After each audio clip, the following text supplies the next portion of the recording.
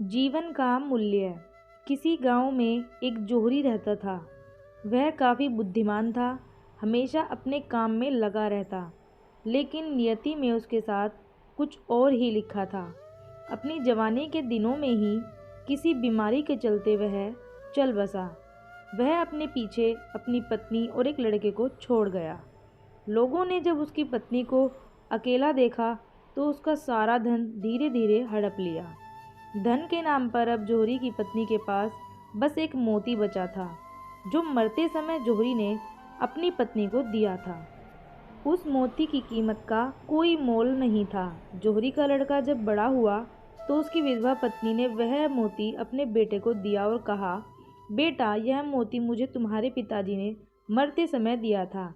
इसकी कीमत का मुझे कोई अंदाज़ा नहीं है, लेकिन तुम्हारे पिताजी ने कहा था कि यह एक अनमोल मोती है। जो कोई भी व्यक्ति इस मोती का मोल लगाएगा वह अपनी बुद्धि का मूल्य तुम्हें बताएगा। यानी कि जैसे उस इंसान की बुद्धि होगी, ठीक वैसे ही इस मोती का मूल्य होगा। अब तुम इस मोती को लेकर बाजार में जाओ, इस मोती का मूल्य पता करो, लेकिन ध्यान रहे इस मोती को उसी व्यक्ति को देना जहां तुम्हें इसका सही मूल्य मिले। जोहरी का लड़का अब मोती लेकर बाजार में मोती का मूल्य पता करने निकल पड़ा। उसने कई जगह मोती का मूल्य पता किया। बाजार में निकलते हुए उसे एक सब्जी बेचने वाला दिखाई दिया। उसने सब्जी वाले से मोती का मूल्य बताने की बात कही। सब्जी वाले ने मोती को पहले तो अच्छे से देखा और फिर मोती के बदले में 4 गाजर देने की बात कही। लड़का मोती को लेकर आगे गया। कुछ ही देर बाद उसे बाजार में एक सोने चांदी की दुकान दिखाई दी। उसने दुकानदार को मोती का मूल्य बताने को कहा। सुनार ने मोती का मूल्य 100 रुपये के बराबर बताया। लड़का मोती लेकर वहां से भी आगे बढ़ा। आगे कुछ दूर चलने पर उसे एक जोहरी की दुकान दिखाई दी। उसने जोहरी से मोती के मूल्य के बारे में जानना चाहा। जोहरी मोतियों का भी व्यापार करता था, सो उसे मोतियों की भी अच्छी खासी जानकारी थी। उसने मोती का मूल्य 1000 रुपये बताया। अब लड़का आश्चर्यचकित था कि वह जैसे जैसे बाजार में मोती का मूल्य पूछ रहा था, मोती का मूल्य बढ़ता ही जा रहा था। अब उसके मन में मोती का सही मूल्य जानने को लेकर उत्सुकता हुई। वह किसी भी कीमत पर मोती का सही मूल्य जानने के लिए आतुर था। कुछ ही दिनों में वह एक जाने माने जोहरी के पास मोती का सही मूल्य जानने के लिए पहुंचा। जोहरी हीरे मोती का बहुत बड़ा व्यापारी था। लड़के ने जोहरी के सामने रखकर जैसे ही मोती दिखाया, मोती देखते ही जोहरी आश्चर्यचकित हो गया। उसने आश्चर्य से लड़के से पूछा, यह मोती तुम्हें कहाँ मिला? लड़के ने अपने पिताजी द्वारा मरते समय मोती देने और माँ द्वारा मोती का मूल्य पता करने की सारी बात जोहरी को बता दी। लड़के की बात सुनते ही जोहरी सारा माजरा समझ गया। उसने लड़के को अपने पास बिठाया और कहा, बेटा, यह मोती अनमोल है। दुनिया में इस तरह का और कोई भी मोती नहीं है। मेरे पास जो कुछ भी है, अगर वह सब भी मैं तुम्हें दे दूं, तब भी इस मोती का मोल नहीं किया जा सकता। जोहरी की बात सुनकर लड़के ने जोहरी से निवेदन किया, सेठ जी, पिताजी की मौत के बाद हमें अकेला पाकर लोगों ने हमारा सारा धन छल कपट से हड़प कर लिया। धन संपदा के नाम पर अब इस मोती के सिवा हमारे पास और कुछ भी नहीं है। अगर आप इस मोती का सही मोल लगा देंगे तो मैं यह मोती आपको दे दूंगा, जिससे हमारी तंगी भी दूर हो जाएगी और यह मोती भी सही हाथों में चला जाएगा। जोहरी को उस लड़के पर तरस आ गया। उसने लड़के के सर पर हाथ फेरते हुए कहा, बेटा, इस अनमोल मोती का मूल्य तो मैं नहीं लगा सकता, लेकिन जो भी तुम हमसे इस मोती के बदले में लेना चाहते हो तुम ले सकते हो। वह कैसे? लड़के ने जोहरी की बात पर गौर करते हुए पूछा।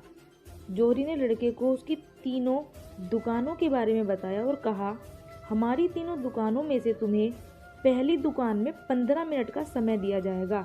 उन 15 मिनट में तुम जितना सामान उस दुकान से निकाल लोगे वह तुम्हारा हो जाएगा।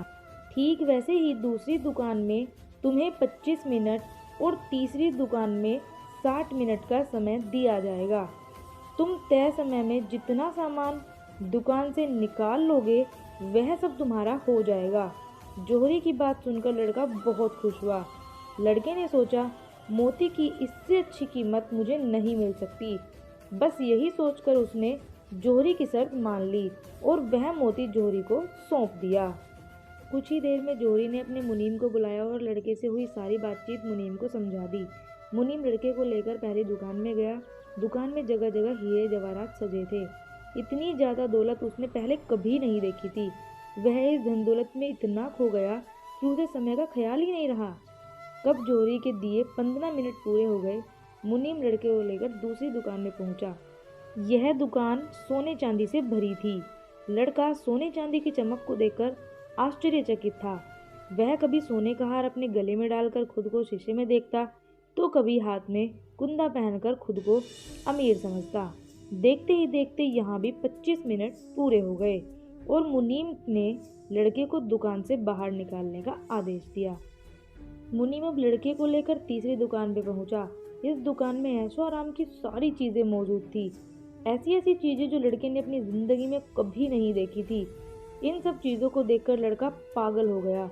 वह कभी सोफे पर बैठकर देखता, तो कभी दीवार पर लगी झूमर को निहारता, कभी बड़े बड़े हाथियों के साथ खेलता, तो कभी अलग अलग तरह की घड़ियों को अपनी कलाई पर बांधकर देखता। इस बार भी देखते ही देखते 60 मिनट का समय पूरा हो गया। मुनीम ने अगले ही पल लड़के को बाहर निकालने का आदेश दे दिया। बाहर निकलते निकलते लड़के ने जूट की बनी एक थैली उठा ली। अब शर्त के अनुसार उस बेशकीमती मोती की कीमत वह जूट की बनी थैली थी। लड़के ने बाहर निकलकर जूट की बनी थैली को देखा, लेकिन उसमें कारीगरों के रखने का सामान जैसे हथौड़ा, छेनी और पत्थर आदि पड़े थे। जौहरी ने शर्त अनुसार वह थैली उस लड़के को दे दी। मोती की कीमत उस जौहरी ने लगाई थी, लेकिन लड़के ने अपनी मंद बुद्धि का परिचय देते हुए उस मोती को कौड़ियों के भाव बेच दिया। साथियों, हमारा जीवन भी उस मोती की ही भांति अमूल्य है। हमें भी जीवन में हमारे जीवन को मूल्यवान बनाने के लिए 3 मौके मिलते हैं। जीवन के प्रथम पड़ाव के 15 वर्ष अच्छे से शिक्षा ग्रहण करने के लिए, उसके बाद अगले 25 वर्ष खुद को साबित करने और कुछ बनने के लिए, व जिंदगी के आखिरी वर्ष धर्म कर्म करने के लिए। लेकिन हम भी ज़िंदगी की चकाचौंध में इतने अंधे हो जाते हैं कि हमें समझ ही नहीं आता कि ज़िंदगी किस पड़ाव पर हमें क्या हासिल करना है। इसलिए ज़िंदगी की चकाचौंध में ना फंसकर हमेशा हमारे लक्ष्य की ओर